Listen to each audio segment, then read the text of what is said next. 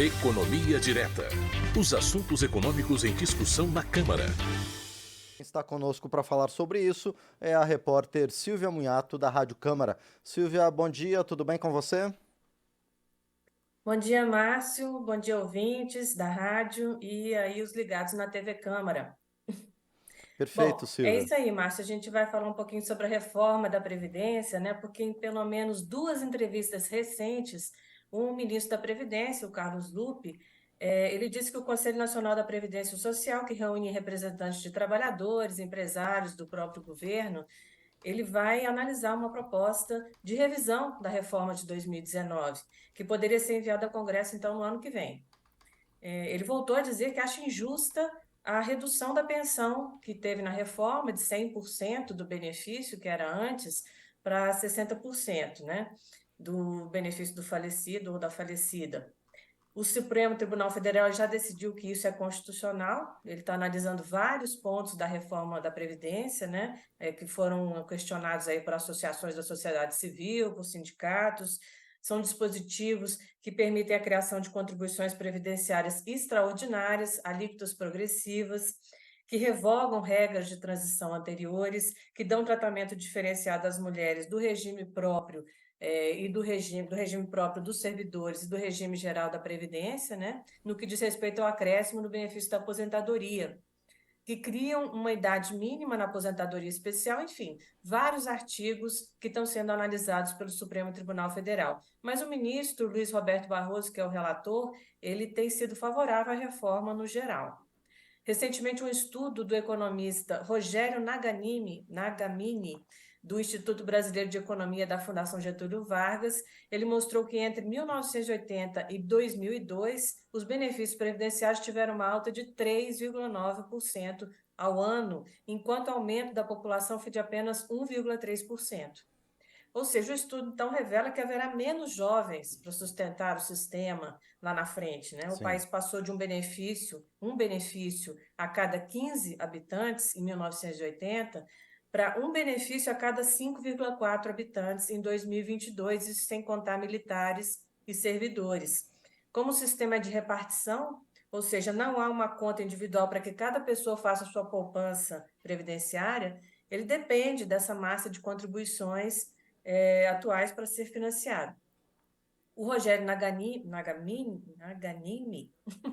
vou acertar, acredita que o sistema dos microempreendedores individuais, os MEIs, pesa bastante no sistema, porque em 2021, por exemplo, o MEI representou cerca de 10% dos contribuintes do INSS, mas respondeu por apenas 1% da receita.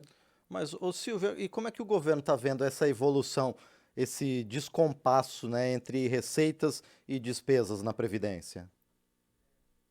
Então, o ministro Carlos Lupe não apoia com certeza regimes de capitalização que foram defendidos lá pelo ex-ministro da Economia, Paulo Guedes, pelo ex-presidente do Banco Central, Armínio Fraga, até recentemente falou sobre isso novamente, que é a criação de contas individuais para que as pessoas contem com os rendimentos da sua própria poupança no futuro.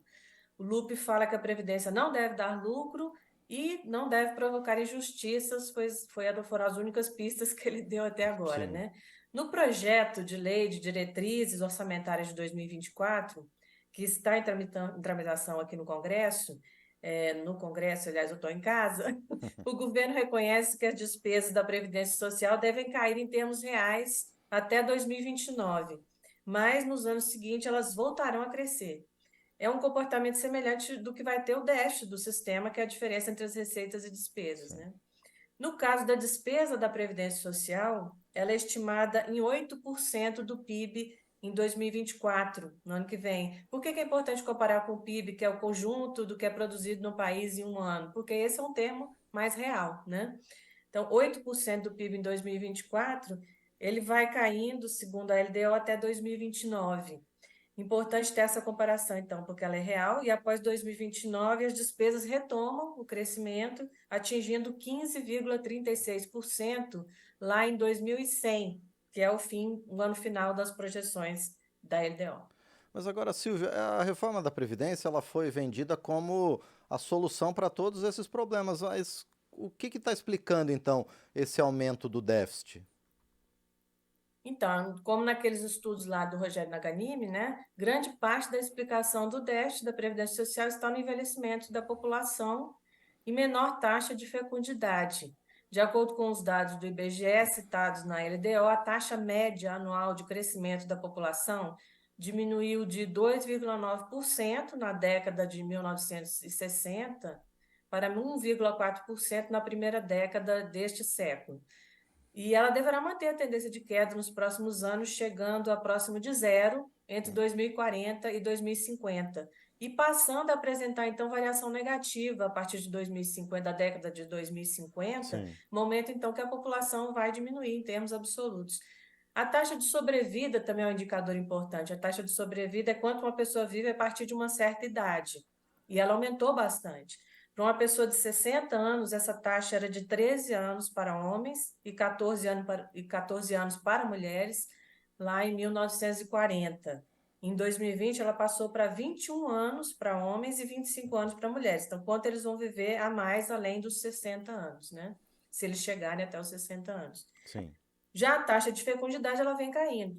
Em 1960, cada mulher tinha em média 6,3 filhos, mas as projeções apontam para uma queda contínua até 1,66 filho em 2060, né? Fica esse quebrado aí por causa da divisão, né? Sim. No ano de 2019, para cada pessoa com mais de 60 anos, havia 4,6 pessoas com idade entre 16 e 59 anos, que é uma idade aí considerada ativa, porque a Sim. pessoa está trabalhando, está sustentando o sistema. Em 2060, essa relação deve diminuir para 1,6. Então, cai de 4 para 1, né, Pois é. praticamente. Mas agora, especificamente para o ano que vem, Silvia, quais são as expectativas nessa área? Bom, aí a gente já tem o projeto da Lei Orçamentária de 2024, que também está em tramitação, e nos anexos da lei, o governo afirma que entre 2014 e 2020, a tendência do resultado do INSS foi de déficits crescentes, em percentual do PIB, como a gente falou, né? Em 2021, houve uma reversão dessa tendência, então, com a reforma da Previdência, né? Melhorou bastante a situação. Para 2024, a previsão é de continuidade da queda.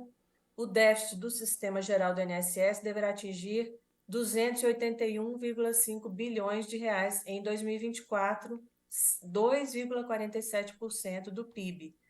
Para comparar, em 2020, ele chegou a 3,72, que foi o ápice, né?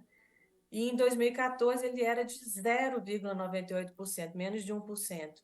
Então, o pessoal acha que, então, os economistas falam que dá ainda para preparar uma nova revisão, esses que defendem a reforma, por conta dessa janela aí ainda de, de, de baixo déficit, né?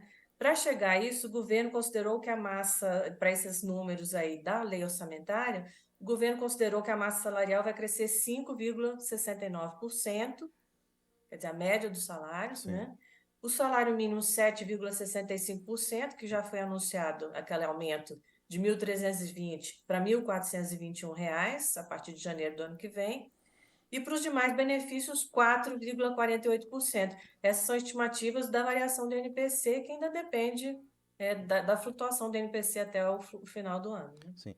Bom, Silvia, você está falando até agora do regime geral da Previdência. E como é que ficam os outros sistemas previdenciários, dos servidores públicos e também dos militares? Pois é, o sistema dos servidores, ele tem uma tendência de queda do déficit também estava na reforma, foi mais aproximado do regime geral, e pelo fato dos novos servidores já entrarem num sistema onde há o teto do INSS, eles só vão receber o teto do INSS, mais uma complementação em previdência complementar, né? O sistema dos militares não é considerado previdenciário, segundo o governo, apenas o sistema das pensões militares. Então, é isso que vem na lei orçamentária, umas expectativas em relação a esse sistema. Nesse caso, o déficit teve queda em 2021, em 2020 e 2021, porque também teve uma reforma lá em 2019, junto com a geral, mas ele passou a crescer de novo em 2022 e continua com essa tendência de crescimento. Márcio, Bom, é muito bem, isso. perfeito. A reforma da Previdência, uma revisão pelo menos, então também está no radar aqui do parlamento a partir de discussões que começam no governo. Silvia, agradeço a você então e a gente volta a conversar sobre temas econômicos na semana que vem. Por enquanto, um abraço. Um abraço para todo mundo, até mais. Muito bem, esta foi a repórter Silvia Munhato da Rádio Câmara aqui no Economia Direta.